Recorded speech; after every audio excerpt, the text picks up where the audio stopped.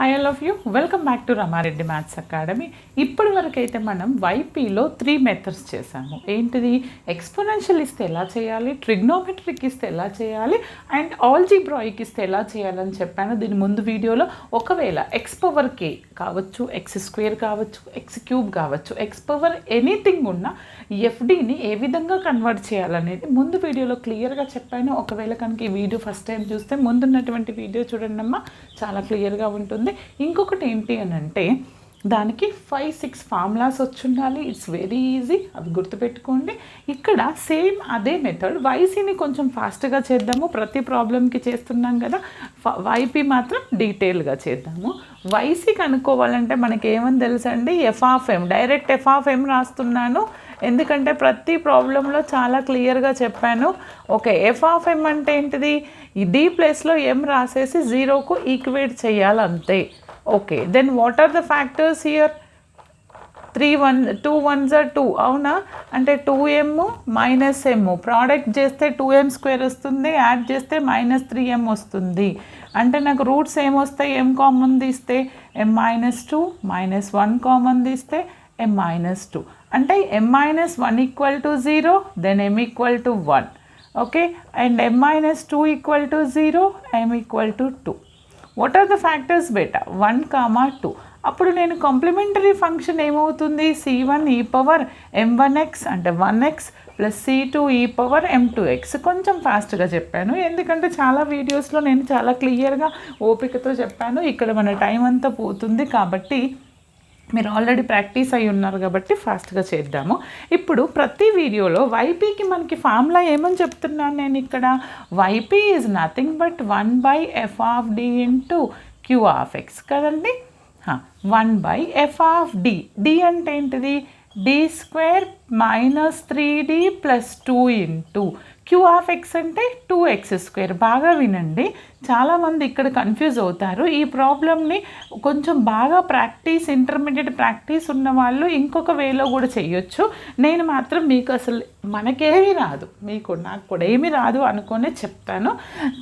ఈ ఫ్రాక్షన్ని ఏం చేయాలంటే దీనికి ఫ్యాక్టర్స్ తీసుకొని, ఫ్యాక్టర్స్ ఏమొస్తాయి? d-1 × d-2 తీసుకొని దానికి పార్షియల్ ఫ్రాక్షన్స్ చేస్తే మీకు సపరేటింగ్ టర్మ్ వస్తుంది. In terms of 1/d-2 -1/d-1 వస్తుంది. అప్పుడు ఈ ఫార్ములా అప్లై చేయొచ్చు ఎక్స్ పవర్కి. అది రాదు మేడం మాకు ఈ పార్షియల్ ఫ్రాక్షన్స్ ఇదంతా మాకు వద్దు అనుకున్న వాళ్ళు కళ్ళు మూసుకొని చేసే మెథడ్ ఏంటి అంటే, ఏం లేదమ్మా, దీని ముందు ప్రాబ్లంలో డైరెక్ట్ 1+ ఈ విధంగా ఉండే dq + d+1 ఉంటే 1ని ముందుకు రాసి రిమైనింగ్ టర్మ్ ఇక్కడ రాసి 1 + d ఫార్మాట్ అనుకున్నాను. కానీ ఇక్కడ 1 లేదు, మరి 2 ఉంది. 2 ఉంది కాబట్టి నేను ఏం చేయాలంటే ఏదైతే కాన్స్టెంట్ ఉందో దాన్ని బయటకు తీసేద్దాం. ఓకే, డినామినేటర్లో న్యూమరేటర్ని టచ్ చేయొద్దు. ఈ 2ని కామన్ తీసేస్తే నాకు ఇక్కడ ఎంత ఉంటుంది? 1. ఆ 1ని ముందుకు రాయండి, ప్లస్ ఆఫ్ రిమైనింగ్ ఈ టర్మ్ మొత్తాన్ని ఒక టర్మ్గా రాయండి, d² - 3d. Okay, into x². ఇప్పుడు ఇది ఏ ఫార్మాట్లో వచ్చింది చూడండి నాన్న. ఇక్కడ 2 ఉంది, ఇక్కడ 2 ఉంది, ఇవి క్యాన్సల్, దాని పని అయిపోయింది. ఇప్పుడు ఇది ఎలా మిగిలింది నాకు? 1/1 + d² - 3d. ఇది ఎలా ఉంది ఒక్కసారి అబ్జర్వ్ చేయండి. ఇది ఎలా ఉంది? 1 + d హోల్ పవర్ 1 ఏ ఫార్మాట్లో ఉంది? 1 + d ఫార్మాట్లో ఉంది, అవునా? మనకి తెలుసు 1 + d, దీన్ని పైకి తీసుకొస్తే ఇన్వర్స్ అయితే ఫార్ములా ఏంటి? 1 - d + d² - d³ + d⁴ so on. అవును కదా బేట? కొంతమంది ప్రతి ప్రాబ్లంలో చెప్తున్నాను, మరి d⁴ తీసుకోన్నా d³ తీసుకోన్నా నేను ఎక్కడ తీసుకోవాలి ఈ ఫార్ములా? చాలా ఉంది కదా అంటారు.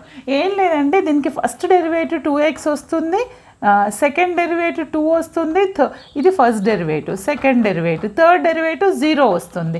అంటే consider up to d², no don't take much. Okay, మీరు తీసుకున్నా కానీ దాని వాల్యూ 0 అయిపోతుంది. ఈ విధంగా చూసుకోవాలి. ఇప్పుడు నేను ఈ టర్మ్ని పైకి తీసుకెళ్తున్నాను, అప్పుడు అది ఏమవుతుంది? పైకి తీసుకెళ్తే 1 + d. d అంటే ఏంటిది? d square minus 3d 1 plus d whole inverse into x square. ఇప్పుడు ఈ ఫార్ములా అప్లై చేద్దాం ఇక్కడ.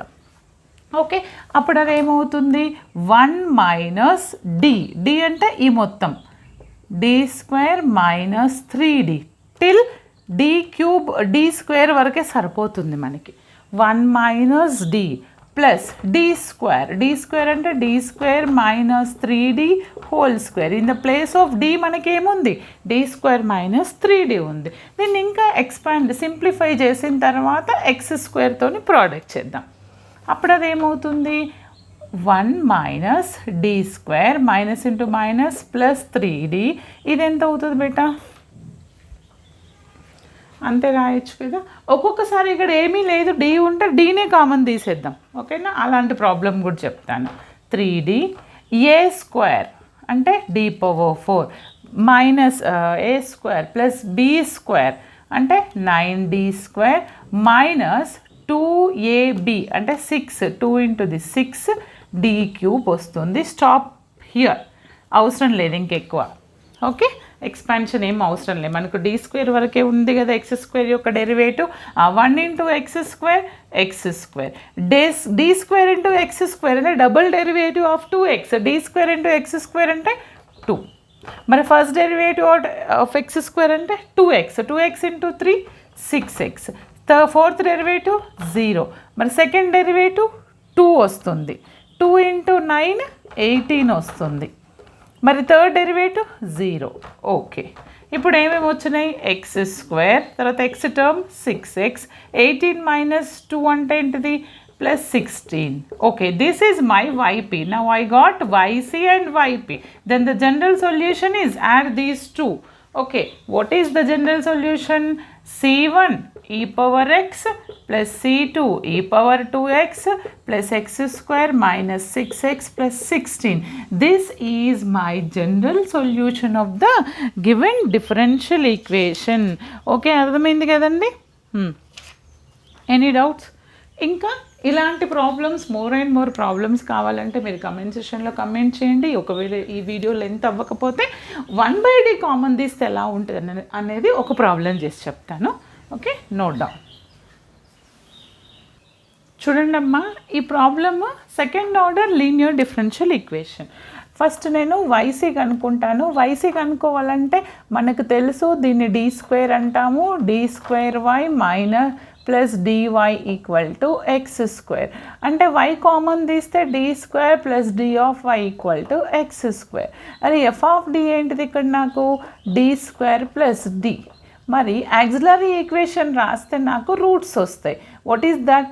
m square plus m equal to 0 auxiliary equation. m common తీస్తే నాకు ఏమొస్తుంది m ప్లస్ 1 వస్తుంది. అవును కదండి, మీరు ఫాస్ట్ చాలా ప్రాబ్లమ్స్ చేశాను కాబట్టి కొంచెం ఫాస్ట్గా చేద్దాం. యాక్సిలరీ అంటే ఒకటి m ఈక్వల్ టు 0 వస్తుంది, ఇంకొకటి m ఈజ్ ఈక్వల్ టు -1 వస్తుంది. Therefore the complementary function c1 e power 0x plus c2 e power -x అంటే ఏంటిది yc c1 e పవర్ 0 అంటే 1, c2 e power -x. This is my complementary function. మరి particular integral చేయాలి అని అంటే మనకేమని తెలుసు? ypని ఎలా కనుక్కుంటాం? 1/f of d into q of x. మరి 1/f ఆఫ్ d అంటే ఏంటిది? d square plus d. q of x అంటే ఏంటిది? X square. ఒక్కసారి చూడండి, 1 ప్లస్ d ఆర్ 1 మైనస్ dకి ఇప్పటి వరకు మనం కాన్స్టెంట్ టర్మ్స్ ఉన్నా 1 ఉన్నా ఈజీగా చేసాము. మరి d ఉంది, అప్పుడు d స్క్వేర్ dలో ఏది చిన్నది? d చిన్నది కాబట్టి dని టేక్ ఇట్ అవుట్. dని కామన్ తీయాలి. అప్పుడు d ప్లేస్లో ఎంత ఉంటుంది? 1 ఉంటుంది ప్లస్ d స్క్వేర్ బై దీన్ని ఎలా రాయొచ్చు?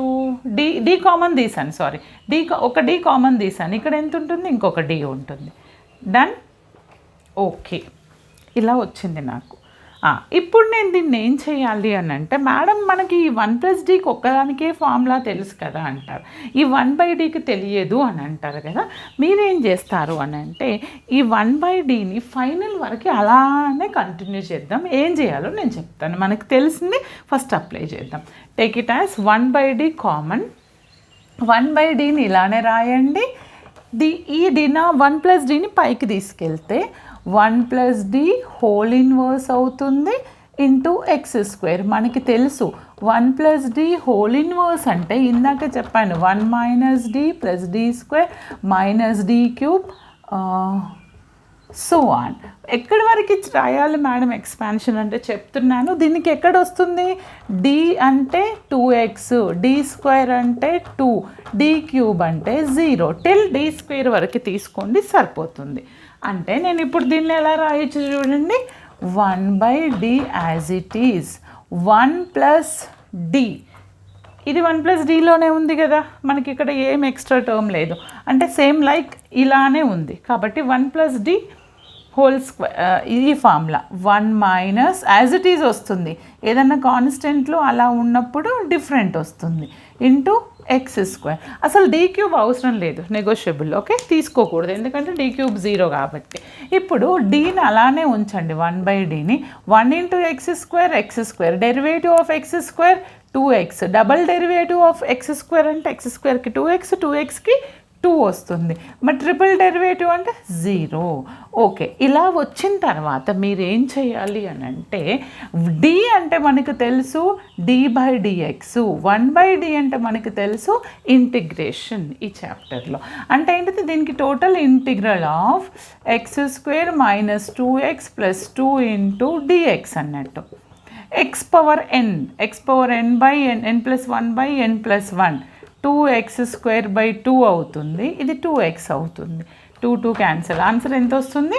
x³/3 - x² + 2x. This is my yp. Now I got yc and yp both. Then how to write the general solution? Y is equal to yc + yp. That is, what is our yc? c1 + c2 e⁻⁻x. What is our yp? x³/3 - x² + 2x. Now I got yc and yp. Add these two. That result is nothing but the general solution of the given differential equation. అర్థమైంది కదా? ఈ విధంగా apply చేయాల్సి ఉంటుంది q(x) అనేది algebraic పవర్లో ఉన్నప్పుడు. ఇంకా ఎలాంటి డౌట్స్ ఉన్న కమెంట్ సెక్షన్లో కమెంట్ చేయండి. నెక్స్ట్ వీడియోలో మాత్రం కాంబినేషన్ ex × x² కావచ్చు, ex × sin కావచ్చు, లేదా మూడిటి కాంబినేషన్ కావచ్చు, అవి చేద్దాం బెట. All the best. నాతో పాటు మీరు ప్రాక్టీస్ చేయండి. Thanks for watching. Like, share compulsory.